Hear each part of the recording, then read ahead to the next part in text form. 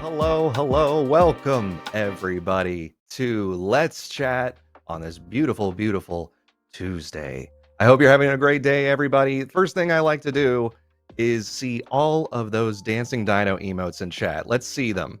Or if you have dancing emotes in general, whatever your most colorful dancing emotes are, I want you to spam them in chat right now. Welcome. My name is John, and I am the Director of Community at Twitch. I also go by Kawaii Guy. I've been a broadcaster in our space for the past 20 years. And today, I am joined by the incredible OwengeJuiceTV. Let's bring OwengeJuice to the stage, please. Hey. Hello. How's it going? It's going great. How are you doing? I'm very well, thank you. Very happy to be here. Heck yeah. You're coming hot off of a heck of a subathon, to say the least. Yeah, it was 10 days long. It ended about 2 days ago. There was a moment when I received your email while I was live where I wasn't sure if I'd actually still be on it while this was happening. But thankfully, I had a day's break in between. So we're back to full again. There we go. Well, I would pull you onto the show either way. We would figure out a way to get you, even if it was midstream on your front. We'd make sure it happens. That would be great. But obviously, this show is an opportunity for us to dive deep and to hear more about your story, everything that you have experienced as a broadcaster in our space and as a creator across multiple mediums at this point.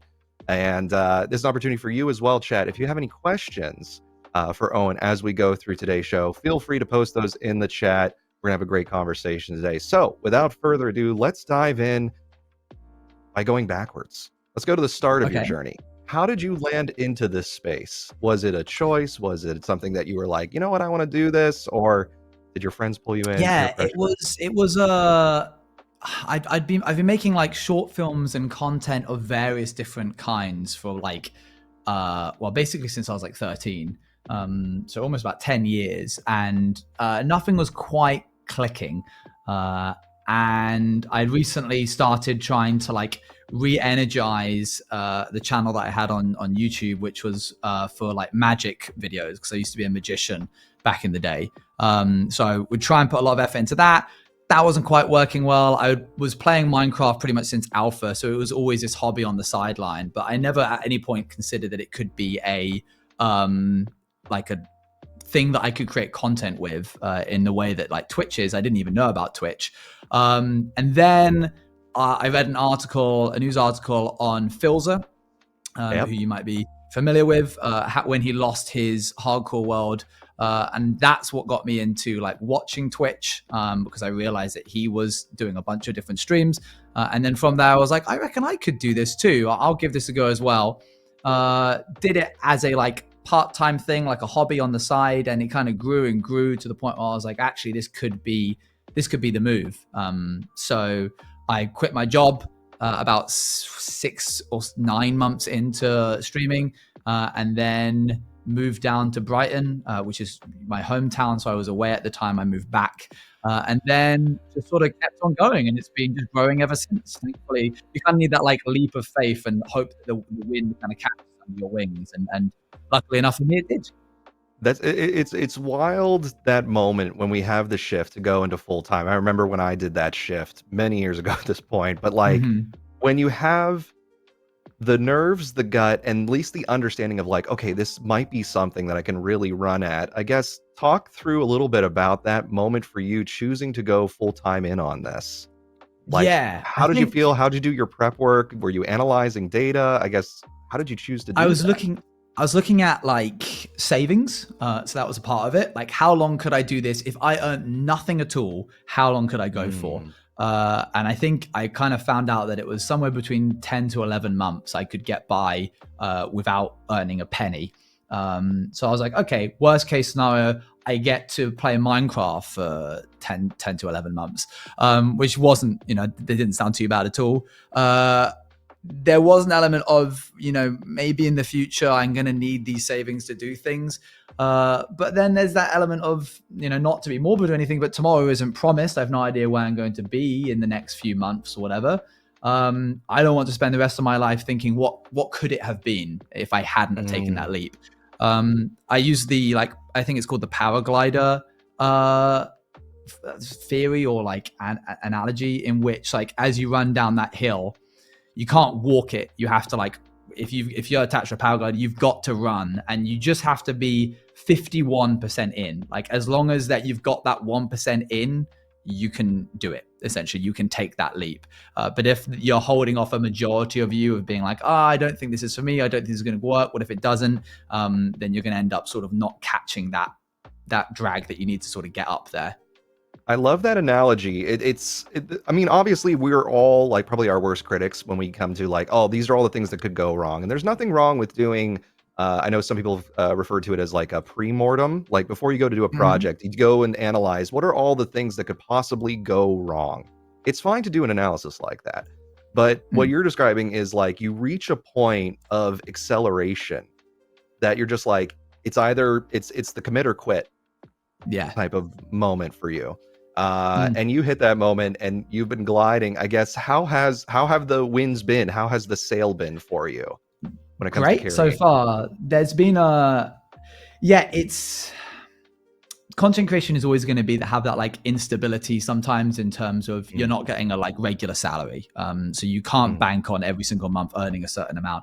I was fortunate enough in the first few months of my like going full time to be approached by a clothing brand who basically came up to me and was like, we've headhunted you specifically and we want you to be the ambassador of this team and basically be on like a 1 year long project concept. And that brought in a steady income. So as soon as I signed that along the dotted line for that, I was like, I know I'm good for a year based off of the salary of this. Post that, I was always a bit like, okay, now I've actually really got to kind of put my foot down and make sure that I can make ends meet. But due to the incredibly generous support from my community, as well as the agency that I work with, I've managed to make it work. And, you know, every time I think maybe this is gonna dip a little bit, and the numbers can and do, something will happen which makes me feel validated in the job. For example, the ambassador opportunity that happened very recently was super validating to have that recognition from Twitch come through. It was every time that I'm worried about something happening, I just sort of like keep my head down and keep working on the projects, and some fruit always gets harvested from that. I love that. And obviously we're seeing a lot of your fans are actually here in the chat. I love seeing them sound off as we're going through. Yeah, we got a lot of regulars. Hey guys. They haven't seen me. We got a lot like, of juice chatters here. They're like, does this count towards the subathon? We'll talk about subathons here in a second, but what you were describing is like, you know, putting your head down, doing the work. Now, when it comes to the demands of this space and all of the places we can create in, there's a lot of places that could take our energy and our time investment. I guess, how do you currently balance that for yourself as, you know, okay, I need to commit to this number of Twitch broadcasts, or like make sure that I keep those lights on, or I need to be working on my next merch item. How do you currently segment your brain on a daily basis when it comes to that navigation? I used to be really bad at this. I think it was, I ran a project called the Rats SMP sometime last year, and quickly it got to the point where I wasn't really leaving the house and I was just ordering food in because I physically couldn't give the time to stand up and go cook myself dinner or lunch. So I was just like, okay, I'm going to order food on the app so that I can just continue working on this. And it really started to break me, both my morale and my health. And I realized that was only going to be able to be good for so long. And I need to sort of trust that giving some time up for myself, for the people around me, was going to need to happen. And also it wouldn't spell the end of my career if I suddenly took like a bit of time off. So it seems like a small thing now, given the weight of everything, but I put in the rule of like, I'm not working past 12 a.m. BST. Like, I just will not be contacted past then. I won't be in meetings, because a lot of the people that I work with are in America. And so I was finding that in order to get some time with them, I was having to stay up to like 3 or 4. Having specific days where like it's a non-negotiable that I won't stream on that day, unless sometimes I've found like if I have something that intrudes on like a Tuesday, I might move the stream to a Wednesday rather than the Tuesday. But like having as strict of a schedule as I can, having cutoff points both in the mornings and in the evenings, has been really helpful. But I could be a lot better at it. And I think one of the biggest problems about all of that is that when you work for a company, you have your hours that you can clock in for, and you know, as long as you like do this specific amount of work, somebody else is going to pick up any slack that you leave behind, as long as you fulfill your like establishments. And if you go on holiday for a week, you've got a whole team of people who are going to be doing the job that you've been doing as well. But in content creation, if you take 10 days off, nothing happens within that 10 days if you don't have a team like making your content as well. And that's really scary. And it sort of just encourages this concept of like, don't take breaks. It can be really tricky to fight that. And I'm still sort of working on that. Yeah, when like obviously breaks are important to everybody. We talked about this on several of the shows and the interviews that I've done with other creators, and even for myself, when I think of that, having set times even during your day to shut off and separate is necessary for mental health. Period. So obviously, figure out what works well time wise. I love that you've figured out for yourself. It's like, okay, after 12 a.m., like that's the cutoff point. Like let's try to keep some balance. But this concept of needing to be always on, or, you know, whether it is with the broadcast or having to create on other mediums simultaneously, this feeling that, oh, if a person tweets at you, you got to respond to it on demand. Those demands can get the best of us. And from a lot of conversations I've had with creators, when taking a vacation, you kind of have to separate from this concept as like the subs aren't coming through, the money's not coming through from the broadcast. Something you have to put into your brain is, well, will that come back when I come back? Will the subs just be holding for that nice big moment when I return? And at the start of the show, we were talking a little bit about, before we went live, like the concept of subathons. And obviously you're now 10 days into the subathon on your front. Yeah. So we finished the 10 days. It's now over, thankfully. Okay, it's over. Yeah, so it's all done. So when you're thinking about the concept of a subathon, and I know a lot of broadcasters run at this, and granted, I've made some choices with hot sauce in my days too. But like when you're thinking through the mechanic of a subathon, why would you place a limit on it? Or when, you know, how are you thinking about like the frequency when it comes to doing this and generating a subathon? Is it a smart strategy? Like I see some broadcasters do it on a monthly basis or a weekly basis. I guess, like, how do you think about the concept of a subathon? Yeah, it's going to be interesting to talk about this because my community are literally here. And so I'm able to do this job and I'll be totally transparent because of their generosity. There is an element of, I have to take into account how, I think you used this term, it was quite good in the before show. How deep can you reach into your like community's pockets? And at what point is it considered overstepping? I couldn't run, I think, a subathon more than once every year because I think it would feel like I'm sort of bleeding them dry a little bit. Obviously, anything that they give is never expected. I'm never going into the subathon being like, good, and they should give me X, Y, Z amount. But it is important that I measure it against other projects that I've done. How cost effective is it? The money side of your community can be a touchy subject, but if I'm being totally transparent, I think even this subathon that we did, we launched pins, we launched a plushie, and then the subathon itself. I think it was a lot of different avenues, and I wonder what my community would say, but I think it gave the impression that we were being split a lot of different ways. And I don't think I could do another one anytime soon, purely because they're like, okay, we need like a break, because as much as we love supporting and giving to you, you also need to give us time to like recoup those costs. Yeah, it'd be interesting. The Bruno plushie was backed. Well done, guys. It's great that you what you were highlighting there is a mindfulness to audience. It's something I spoke about while we were in Rotterdam on several panels that I was giving. Is a lot of broadcasters don't really, while they're in the flow of a show, don't really think about how there's another person on the other side of that screen and they're a human and they also have time and energy to go to other things in their life as well, in addition to what we create as broadcasters. So the fact that you have that mindfulness, and such a, you were saying you've been broadcasting about 3 years. It's such an early stage of the career to have that mindfulness is fantastic, and that's going to carry you very far. And when we're thinking about the frequency of the subathon, I guess when you're in the flow of the show And let's say you're hitting a lull when it comes to the moment of audience support. Do you take that personally? Does it weigh on you? Do you try to pivot in what you're creating in that moment in time, I guess? Or you're just like, you know what, my eyes are on the goal of what we set out to do, and I'm not going to let that distract me. It's usually it's the latter. Like the projects that we've ran with Rats SMP and Pirates SMP, and we've just got Rats 2 coming out.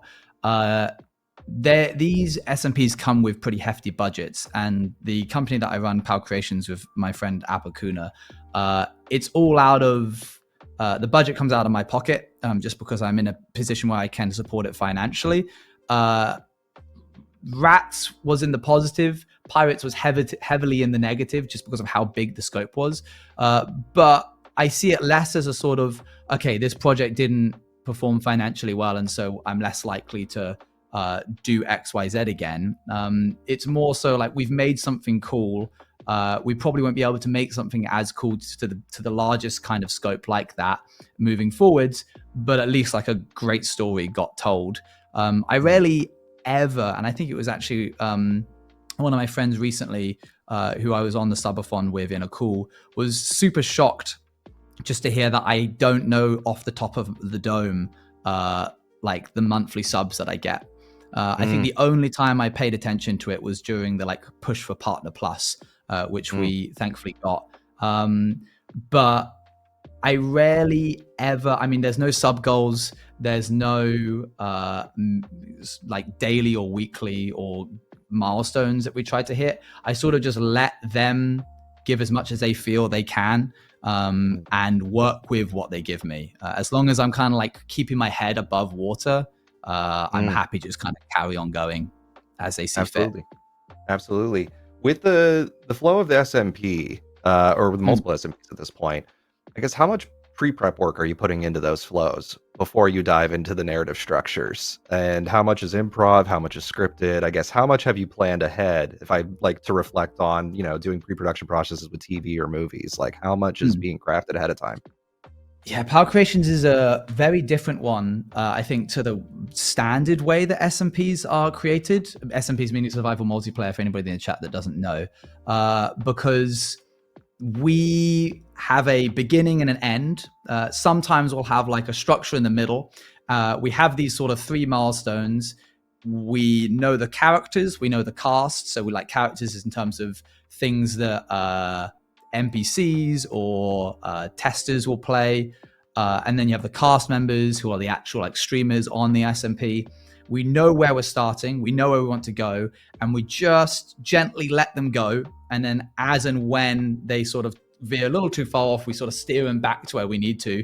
But what you end up with is a completely different narrative to what you might have expected going into it. And that's really exciting. But a hefty majority, about like 70-80% of the narrative, the important stuff, the stuff that actually gets to where it needs to go, is pre-planned, as well as specifically knowing exactly when we want to end the SMP, which I think is quite unique for Power Creations, because a lot of people will just sort of let it go, and as long as it's active, they'll continue doing things. But Rats was one of our biggest projects we've ever done. It was our first one, like formally, and we cut it off 2 months and 2 weeks in, even though it could have, I think, easily gone on for 4 or 5 months. And that, I think, set it apart from the rest of the community's SMPs that they may have seen, because it kind of showed that we're not afraid to cut a good thing short, even if it could go on further, just for the sake, because we know we want to tell like a certain story, and we want to like stick to that roadmap that we have. That's very wise. I mean, that's like if I think of like some of even the Netflix series, like Squid Games, for example, was a huge success in the Netflix market, and it was a complete story, end to end. You know, it hit all the beats, and then it concluded, and then immediately Netflix was like, "Oh, well, we want more. Keep it going, keep it going, keep it going." And the creator was like, "Well, I don't have a plan for a sequel. This was literally my story, and it's fine to keep a consolidated story and then move on to the next project." Especially as a creative, you want to make sure you keep that right balance and not overdo, like keep the wheels turning after it's passed. Like I think of the local based Office here in North America. When the Office was running with Steve Carell, people were all on board. It finished its arc. Steve had left the show. Will Ferrell came in and a few others, and they were just like, it's not the same show anymore, and you have to separate. I guess how much of those decisions come from you on the creative team versus, let's say, audience response? Let's say you kick off a new narrative and you want to run it potentially for 5 to 6 months, but the audience is not hitting it and they're not really into it. Do you pivot or do you continue the story flow? Thankfully, we've never had to cut something like short because of a lack of response, like a lack of reception from the audience. Hopefully, fingers crossed, that never happens. But I think even if it did, we would give the story the space to breathe. There's been a lot of like solo series that I've done on my own personal channel, which haven't been as hot as some of the other ones in terms of viewership. And I think stories just like need to be concluded in their own time. There's a lot of respect that we give to stories and narratives, and I would hate for us to rush through something just because it wasn't as like as receptive from the audience. No, for sure, for sure. And a quick question from Dali: is there a section for chat questions? Feel free to post questions whenever, as we're talking about any of these topics. If you have particular questions as they come up, feel free to post them in the chat. I'm keeping watch on this side. I know Owens is also in there, so Yeah. we can keep watching this front. And also, hi, Jubby. Good to see you. So when it comes to, I guess, developing your own tone, you come from, you said you did magic prior to this. Yes. Or was it sleight of hand, close up, distant? I guess what did you do back in the day? That was sleight of hand. I did a lot of card magic, a lot of coin magic. Had a couple of friends in the space, in the creative space, who were also magicians, and sort of just like collaborated with them. I did like weddings and anniversaries and that sort of thing, but mainly all close up stuff. It's been really interesting bringing that with me into Twitch, especially as I've moved away a little bit further from the Minecraft side, more into the just chatting sphere. More and more of chat as they catch wind are like, oh, surely you show us a magic trick. But doing magic live is really tricky, because at least if you mess it up on like a video, you can change the video, like get a different segment or re-record it. If you're doing it in person, the human eye is a lot easier to trick than the camera lens. But live on Twitch, people get to rewatch that as many times as they like. So it's proven an interesting challenge to have to sort of format it for the Twitch sphere. Yeah. And when you're starting to learn those, obviously there's the techniques that go into whether doing a particular, let's say, card trick or something along those lines, or something of which, depending on how many audience members you're interacting with, if you're doing up close, what are some additional like tonal considerations you have as a performer to, I guess, win over the audience in the moment or get their trust in you to say, I'm going to take you on this journey and you're going to experience something? How do you vet that with the person who's across from you? Yeah, with it's an interesting dynamic in person, because especially if you're kind of approaching somebody at a wedding and you're being like, hi, I'm Owen, I've been hired by XYZ, whoever the wedding organizers are, to go around and show you some magic. I was wondering if you would want to like see something. And you sort of use those first few minutes of kind of going around, getting people's names. That's a big part of it. People really like the sound of their own name. So if you can like parrot it back to them as many times in the first few minutes, then you can kind of get them on board. Giving somebody like responsibility of like, oh, can you hold on to this watch for me, please? Pop that in your pocket. We'll come back to that later. Let them kind of be a part of the experience, rather than you're like, hello, I am here to show you something, take a card kind of thing. Can be a bit abrasive. And then once you've done like a round of the whole room, you sort of like mentally clock, okay, who was interested and who was just being polite, who was just like, yeah, okay, great, show us a trick, yeah, okay, thank you, we'd rather get back to our conversation now, and then gravitating back to the table that kind of gave you the biggest response. It's also really helpful early on in the trick. Sometimes, depending on the routine that I'm doing, I'll get everybody to, if I think they're like a particularly charismatic group, to do like a big fake laugh or cheer. And that immediately makes all of the other tables kind of like stick their head out and go like, well, I wonder what they're doing over there. So that can work as well. But yeah, it is an interesting dynamic. Through Twitch, you don't have that same connection. You can't see somebody's face. So also you don't want to like have too much rapport with a specific chat member, because you don't know if they're going to be available over the next few minutes. They might suddenly disappear and stop chatting, in which case you've just lost all of that rapport. You don't want people to think that you've got like a stooge in the audience, which is much easier in a Twitch chat than in like a in-person venue where like you've got a whole family and you know that they don't know who you are. So trying to do that can be a little bit trickier, but we've found ways. Usually I try and get as many people from the chat into the trick as possible. It's funny because there is that separation, obviously, as we were mentioning. Like, you can't tell who's on the other side of the monitor. You can't form the direct personal relationship. I do see a lot of broadcasters utilize similar tactics to what you were mentioning, calling out individuals in chat. Like, I see a few questions here, like all of them, and I'll bring up your question here in a second. Like, calling attention to certain individuals that, like, get their attention. Okay, are you involved? And then by, like, as you mentioned, like, hey, I'll pass you the watch, you're showing them how to become a part of the world with you, or like how they can contribute. And I know broadcasters do the same. If people are running crowd control, where, you know, you can manipulate the title that a person's playing. Hey, this is how you can help like impact the world of which I'm in. If there's a narrative split in a journey that you're telling, and you're like, hey, should I go left or right? And you're leaning on chat to direct that, even though like you've crafted in your mind, okay, I know where I'm going to take this eventually, giving them some source of agency to have a way that they can implement into the broadcast is a tactic similar to what was applied with Magic. So there's little ways that you can blend the two. It's really fun doing the SMPs when there's like a story beat which isn't part of the main narrative. Relinquishing that control. I think there was like a moment in Rats SMP where my character had like the choice of being able to either investigate this fungus, which is reported to be like poisonous, or just leave. Rather than being like, okay, I'm going to go in and see. I was like, okay, you know what? I'm going to let you guys decide. I think they were just called like the voices or something of the rat. Or I think they called themselves cogs, because I was like particularly into like machinery in that SMP. So like clockwork cogs kind of thing. I gave them the choice. I ran the poll, yes or no, are we going to go in? I kind of knew going into it, they were 100% going to say yes, because the Twitch chat just loves seeing how far they love to see, they like shot in front they want that carnage. Yeah, absolutely.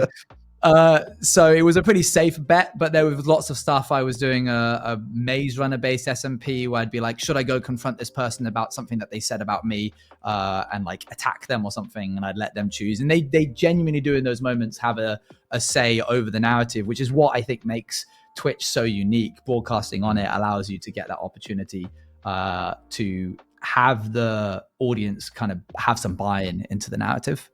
Yeah, exactly. Well, we got some good questions here. I'm going to pull up a few real quick. So Olive asks directly to you, Owen, how do you deal with the pressure for creators to create content? Basically, how do you deal with creative burnout? Like, there's obviously a lot of pressures, a lot of, every service under the sun tells you, hey, upload 6 TikToks today in order to, do your thing. How do you deal with that pressure? Is it more of personal decision making? Is it based on your experiences that you're like, okay, this performs better for me? Or is there another factor that you think about? I think there's an element it's finding that balance between like what feels right and what feels right from like an emotional sense and what feels right from an analytical sense.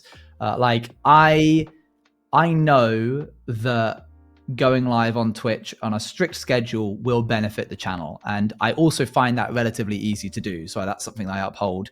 Uploading XYZ videos or TikToks per week, I found to be really difficult because it forces me to compromise on quality, on the narrative. And so I sort of have let that fall to the wayside. I could be bigger, essentially, is what sometimes I think about. Like, I look at the size of my channel, I look at the average viewership, I look at the followership, and I think I could do more, but I'm also perfectly content with where I am now. And I think I would lose a bit of myself if I like pushed myself further into the area. It's always that option to be able to like go into it. But for the time being, if I am content with where I am, I don't want to push myself to the point where I begin to resent the job that I've created for myself. Yeah.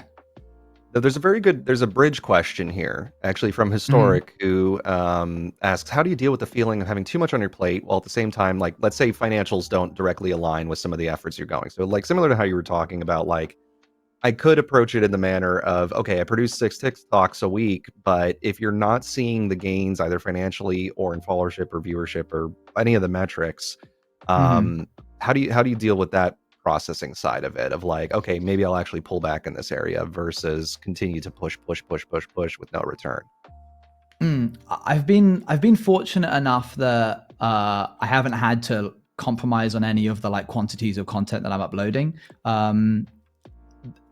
If I'm being totally transparent with the audience, the SOS series that I did on Minecraft on YouTube wasn't the most financially, like there was not much incentive financially. There wasn't much incentive in terms of buy-in from the audience.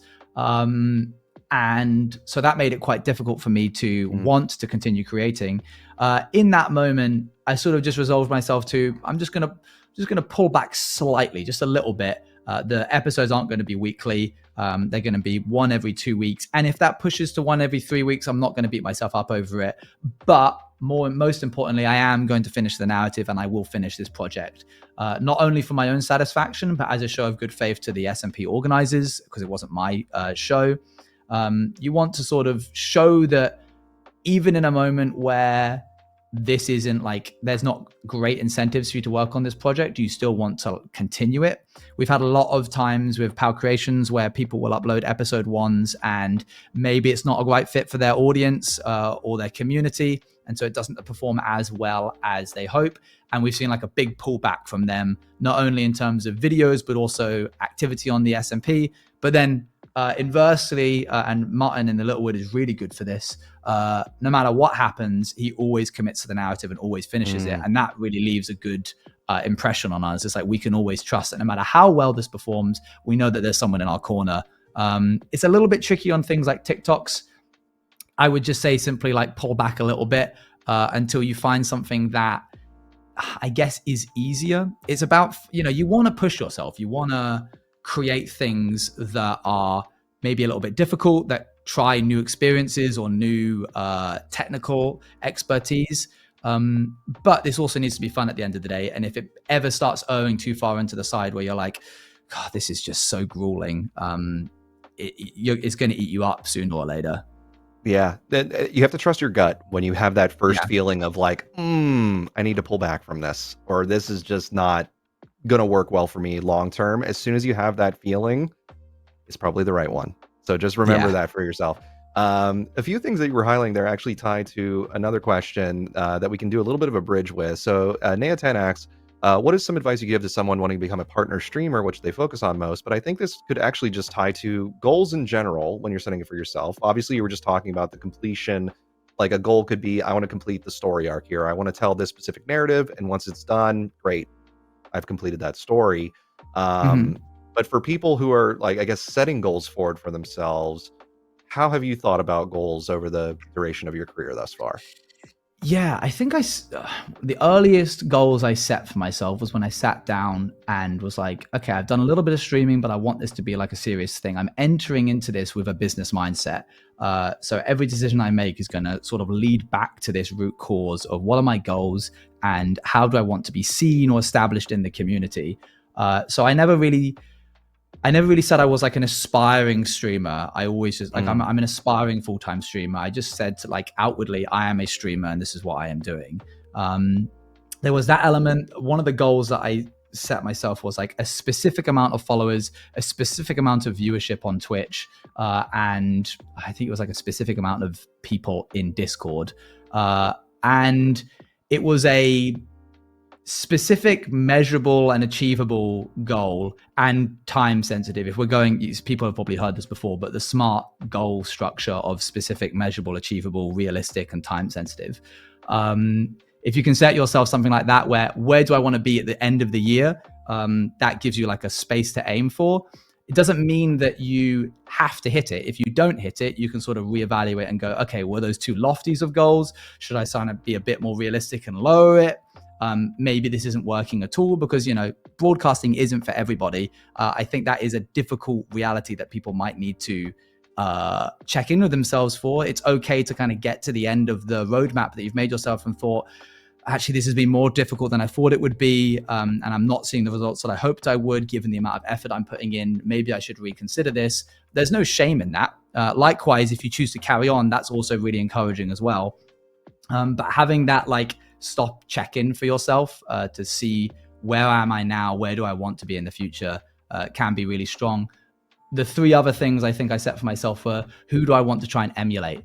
And I think it was Phil, Tommy in it, and somebody else. I was like, I want to try and bring to the table the same things that these guys are trying to bring to the table, and having that as like a goal to emulate, so that when I got to the end, I was like, and how have I performed in terms of garnering an audience that might be similar to theirs, or trying to produce like content which might align in the same genre as theirs, can also be an achievable goal.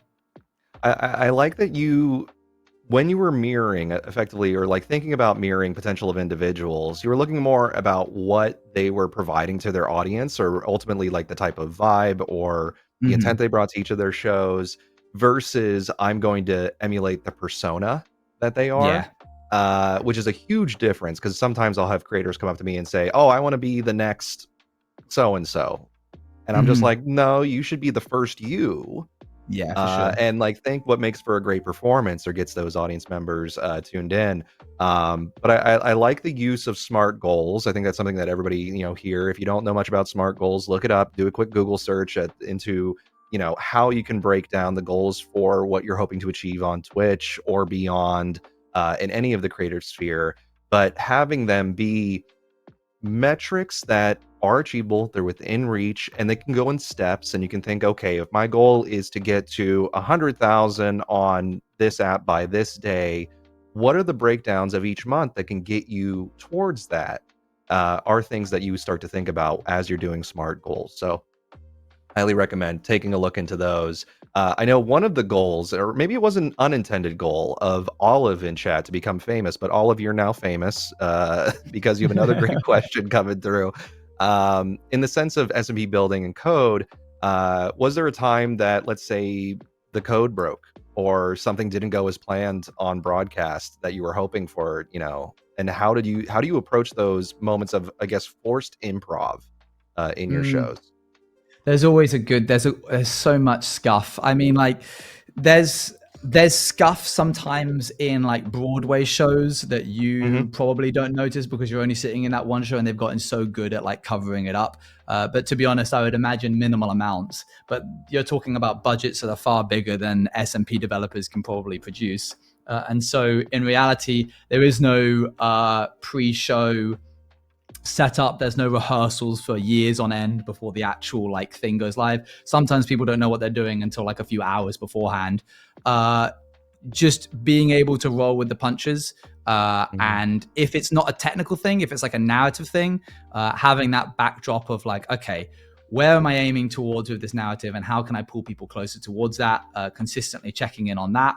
And then also like, it is a narrative. It should be taken seriously, especially if it's a serious one, like, for example, the Maze Runner SMP that we ran. But being able to laugh at it and be like, chat, something's broken. We're going to have to like go to BRB or something, and we're going to try and fix this. And being comfortable with that level of informality is what makes Twitch really special. A good hefty level of scuff can, I think, consistently remind people that no matter how big they become as streamers, one technical glitch can put them right back to being like on the back foot, and having to be like, guys, I just need you to be a bit patient with me while I fix this. There's so much stuff that's been broken over the and it happens all the time on these shows even. I mean, like Dan will come on the show and something will get borked and we're gonna have to fix that. Oh, okay, well the mic isn't working today, or this is not working. And having that humility is necessary, I think, to approaching this space. Like, perfection has never been achieved in any single art form ever. There's always something that is an element of imperfection, and that is why the art is very human. And so coming into a Twitch space with that acknowledgement and being comfortable with that, yeah, something's going to go wrong with the show or something's going to go off the rails. It's a matter of how you acknowledge it to your audience, how you position yourself, and how you carry it forward is what's going to show the type of broadcaster you are.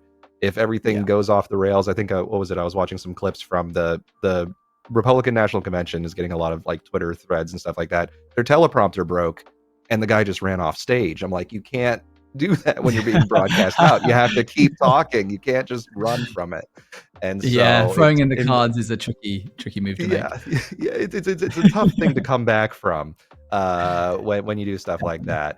One of the questions that came through a little bit earlier, and it was actually like what we were talking about while we were getting ready for today's show, is the equipment necessary for streamers hopping in. I think there's a lot of misconceptions of you have to come in, have everything top of the line, have to be having most expensive equipment, but does that necessarily carry through to success? I haven't seen it be the case, but I guess what do you think is necessary for a person's success stepping Yeah, into the starting of broadcasting? it's definitely not mandatory to start. I think a lot of people think like, if I can get the right mics, like you were saying, the right mics and the right lighting and the right camera, then I will be in the best possible space and to get partner or to push for a certain goal that I want to do or be able to make this full time. It's sort of putting the cart ahead of the horse. These things can help and do, but I've seen people get way further with way less. I think you have to have a good foundation. You have to have that personality. You have to have your goals oriented correctly. You have to be fulfilling some kind of niche. You need to know what you want to do and how you're going to get there. But you can do it off of bare bones stuff. I had a I think that if I looked at Amazon webpage, it would probably say it was like a HD camera, but I'm pretty certain it wasn't. The actual webcam wasn't the best. I pulled off a random free asset and put my a name on the bottom of it in order to get like some kind of face cam border. I was using Twitch Studio. I think it's now discontinued. Yes. But I was using Twitch Studio. So I didn't know how to use OBS or anything like that. I didn't have a mic like this. I had a Turtle Beach headset, which sounded like I was talking for a tin can. And I just rolled with it. And it ended up not harming me in the long run, I don't think. There is a time where you need to reconsider where you are and what can grow and improve. You owe it to yourself to consistently trying to be the best broadcaster you can. But with the funds I had at the time and not knowing where it was going to go, I was like, okay, I'm just going to go into this and we'll see. And then I wasn't even affiliate, so I was just kind of going off of any donations that people threw into whatever donation link I had set up. And as soon as I had, I think it was about £70 or so, I bought the Yeti mic, and that was my go-to and a staple. And I remember that being a big moment for me and the 5 people that were watching, being like, guys, now you can hear my voice like even better than you could prior. Growing as a streamer live, I think, is part of the joys of slowly getting into this job. Don't be so harsh on yourself to be like, okay, I need to get these key lights and I need to get this backing lights and I need to get a certain DSLR, which requires me to get a cam link. And then I need to get like a XLR mixer with the microphone and everything. It's pulling your attention away from the core aspect of streaming, which is that you need to be entertaining. You need to bring that entertainment to the audience. Otherwise, no matter how good your mic sounds, people aren't going to stick around. That 100%, because you think of like even Tyler One has one of the most scuffed sounds, on Twitch, and they still are doing wonderful things when it comes to their broadcast flow. Like it can become a part of your persona. I see like Rain Fox is rocking a 10-year-old keyboard. Like, I still got, this mouse is not like good in any way. I think it costs £5, and I've been using the same brand of mouse, the same model for the last 10 years. And every time it breaks every 3 years, I just get a new one and just keep going. This one comes over from Mixter talking about cameras. Do you need a camera at all? Well, I think of like Lyric is an amazing broadcaster who's succeeded over many years without cam on broadcast. But I guess I'm curious, what are your thoughts on camera when it comes to additive to your personality, or when you're in a narrative and you're in the world of Minecraft? Is it a different experience? I guess, how do you feel? It's interesting that we go into this because I've literally been discussing it. My fiance has been like, I want to start streaming sometime soon. And we were literally talking about it just before I came onto the pre-show setup for the tech call for this. And we were weighing the pros and cons of, you have a webcam and it does capture your likeness and it does work. It isn't, a DSLR. You're not working with crazy 1080 or upwards P. But it is there. Or would it actually be more charming to go with like a PNG setup where every time you speak, the PNG tuber kind of like bobs up and down? We didn't end on anything specific, but we were measuring the pros and cons. That being, it's a lot more, I think it's a bit more difficult to build a connection if people can't see your face. You already can't see the chat's face because they are just like text bubbles on the screen. But I think people being able to see you can make a really big difference. But we've seen VTubers and PNG tubers grow to extraordinary heights, all without the use of a camera. Obviously, VTubers do have the rigging and the camera set up, but I don't think it's required. I think it depends on the vibe that you want to bring to the broadcast. Like, what kind of niche do you want to fulfill? I think it's got to be like person by person. And it's very tough to put the the cat back in the bag. So, for example, over my years of broadcasting, many different types of content that I produced over the years, and people got so used to my face and my name and all of that, that as I was aging live, like you get older, it's something that we all do. It's a fact of life. But I was like, oh, I'm starting to gray. My face structure is getting a little bit different. I tried to pivot into being a VTuber because I like the concept of never aging. Unfortunately, because of the audience I established, they did not accept the digital version of myself. So they were like, no, we don't want a VTuber. We want to continue to age with you. And so it's one of those things of like, once you choose to open that door, you can't really close it. And so just know that it's one of those things of when you make the choice to go live with the cam, or do face reveals, because I know that's a big thing for some creators in the space. Once you face revealed, like, that's the beat. You're now in the public. So always think about that, of like when you do that shift. And just to highlight, one of my favorite content creators is B000100. He does not use a cam or a model or a PNG in any capacity. It's literally just him and the screen. And people love it.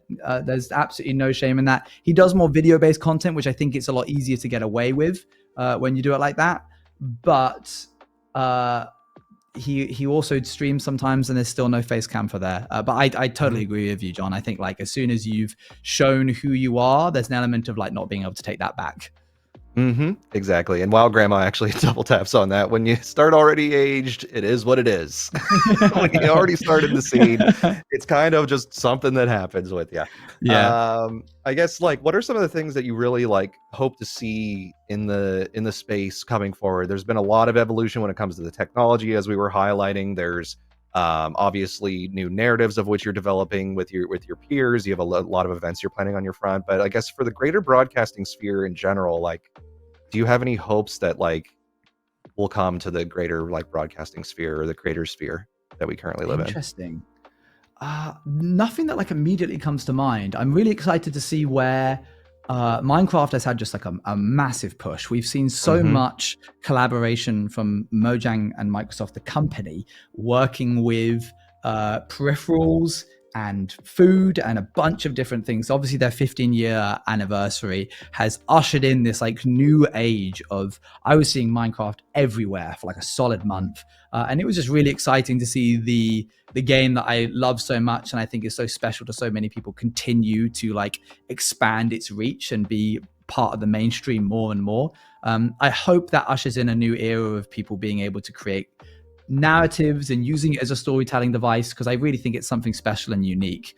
I love seeing video games like GTA, like Red Dead Redemption, used as a vehicle for delivering narratives to the audiences. And I think there's been an interesting pivot away from that in the last 3 or 4 years. I hope that it sort of like errs back onto it. Pow Creations is doing it. I look really forward to seeing other people jumping in with that as well. I love that. And I think it's interesting because like when you think of, you know, how we approach games, and this ties into like your development as a persona, or like how you're going to broadcast, you can just play the game and there's hundreds of thousands of other people just playing the game. You could approach it from an analytical sense, and now you're starting to do more puzzle solving and maybe you're taking a new spin on it. When we think of the narratives that can be created within the game's ecosystems, that opens so many doors. Whether it's Minecraft or GTA or Red Dead. I've seen some incredible executions in Final Fantasy 14 where people are doing full stage productions in their guild homes. So there's ways that you can look at a game through a different lens that will open up, I think, new possibilities for audiences to better understand what we're trying to achieve in the space as broadcasters versus, oh, this is just a dude who plays video games and, you know, does their thing. It's like, no, they're are huge elements that can be transferable to additional things. So like, for example, if you start off as a broadcaster on Twitch or creating YouTube videos and you're thinking to yourself, okay, how do I expand beyond? The skills of which you develop in our space can easily transfer to true production, true like regular day jobs, honestly, for folks who are wanting to move into those directions. Lots of what you learn here can be transferable. So know that like when you dive into it, it's not just here that you can utilize those skills. So For something to think sure. about for those who are starting to broadcast. Particularly with like, that's what I find so wonderful about like narratives and story writing is that Twitch and Minecraft were a avenue that I was able to take in order to showcase these skills. They're things that I have built up over the past, I don't know, 10 years or so. And I'm learning stuff on the job that I'm taking forwards into whatever next chapters in my life. I hope that I continue to be able to be in a space where I can deliver these narratives and tell these stories to people. But stories get people so invested. And I honestly think, and I don't want to tell people to go for this if it's not their broadcasting style, but I almost think that telling stories and getting people invested in them is like a cheat code to growing an audience faster on Twitch. It was the use of narratives and stories that I did on other platforms surrounding Twitch that brought people into the streams in which the story was happening live. I think if you're going to go live and you're going to play these games, that's great. And it definitely can happen if you've got a personality that fits that style. But I think if you can get people invested in a story, they will continue to come back again and again, especially if you continue supplying them more and more narrative beats. That and know that the narrative doesn't have to necessarily be like a constructed narrative, like we've been talking about SMPs. The narrative could be an element of your life. I think of like some of the like early YouTube success. There was a creator named Shay Carl who his narrative was to lose weight so he could keep up with his kids, and people invested into watching his journey to lose weight so that way he could be there for his children. And so Really think cool. through yourself, like what is that narrative that you're doing for yourself that you can incorporate in your show? Part of mine, and I talk about this in my panels too, is like my Japanese language learning and like my stages of that. And I'll share that with my audiences as I continue to study, because that's a lifelong journey, not being a native speaker. And so think like, what are those beats or those narratives you can hook people in so they can keep following you through. Absolutely. So with the time rapidly approaching, there's two things I want to ask you. One, I would love for you to find us somebody to raid after today's broadcast. So if you have a preferred broadcaster that we can send the love on afterwards, let's do that. But is there something this year that you're really looking forward to that you want to promo, shout out as part of today's show as well, that people can look forward to? Can you say that second one, because I was looking for somebody to raid? Oh no, you're all good. It's is there an element or something that you're doing this year that you're really looking forward to and want to, you know, shout out and get people excited about? And I'm also going to toss a follow command here, so that way y'all can follow direct from chat to you.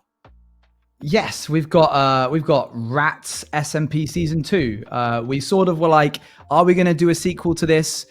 Everybody was asking for it. There was a lot of value, we thought, in having a story kind of like you're saying with Squid Game, continue and then like stop at a certain point and that be like its self wrapped up story, which is why Rats 2 doesn't actually continue any narrative from Rats 1. It's like a completely standalone. We're actually calling it Rats in Paris because it's just the same creators playing different characters in a different part of the world with the same mechanics.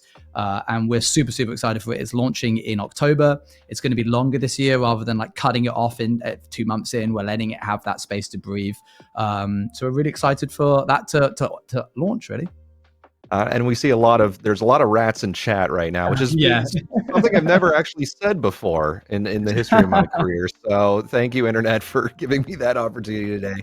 I guess, you know, is there any last bit of advice? Like, I know there was somebody who had mentioned, I think it was Nocturnal actually shouted out for like doing shows like this, or like, you know, reaching out and giving, you know, our experiences to broadcasters at any stage of their career. But there's the concept of like, smaller creator. I always say, like, get rid of small creator, like treat yourself. You're a broadcaster, you're a peer, regardless of anybody else in the space. If you are broadcasting, you're in the arena with the rest of us. So you are a broadcaster, you're never small. But for somebody who is just starting in the space, what is the one thing that you would say, please keep this in mind as you go through your journey, as you move forward? Oh gosh, there's so much, but I think if I was going to say anything, it's you're going to be going toe to toe with like hundreds and thousands of people who are also going to be going live at the same time as you. There's an element of way back in the day, there were SMPs that people built their structures around to not be live at the same time. And they would see these people go live during their streams and they'd go, I can't believe it. I was holding XYZ amount of average viewers and then this person went live and it tanked it. And then I stopped shortly afterwards because I didn't want to lose that average viewership in order for my like push to partner or something like that. You are your own creator. You need to be able to create a community that isn't dependent on other people not being around. Go live at the same time as some of the titans. You will have less people show up, yes, but the people that show up are choosing to show up because they wanted to see you over the other people that might be live. And if you can gather up enough of those people, you end up having your own community and you end up becoming the people that other people sort of like base their like schedules and streams around, which obviously it's not like any kind of like poaching situation, but you will have that moment where you realize I don't have to worry about going live at the exact same time as, say, I don't know, Tubbo or any of the other people that are in my social circle. I never have to pay it a second thought because I know the people that I've collected in my community are people that are wanting to see me like prior first as a priority, rather than sort of like answering to the beck and call of some of the other people that you might be watching. That's very well said. And it very much aligns with something I say a lot to folks, which is no one is ever stealing your viewers. No one's ever stealing your viewers because your viewers are choosing to spend the time with you in the same way that they're choosing to spend the time with them. It's completely separate. And I think making sure that you are mindful to, regardless of how many people are showing up, remember that that is a person who has chosen to show up and really internalize that as you approach every broadcast you do. Speaking of, we're going to surprise somebody with some raid stuff. Do you have a creator by chance? I do. My friend Roz Cumber is currently doing a charity build event for diabetes. She's running it all herself and it's really, really great. It's called Build by Build and she's currently going around and looking at some of the plots that exist. So I think it would be lovely to raid into her. Okay. Could you I can type it in chat if you like. Oh, yeah, sure. Yeah. I can do that. Yeah, I'll DM just, me on copy and paste Discord. That. Absolutely. We're getting this all There's set. The whole channel. Perfect. Yeah, and chat, when we go over there, give them all the love. Like, that's one of the things I say is like, you always want to send the love forward as we are ending broadcasts, as we're going to other places. Always send your love forward and give them the best experience as possible.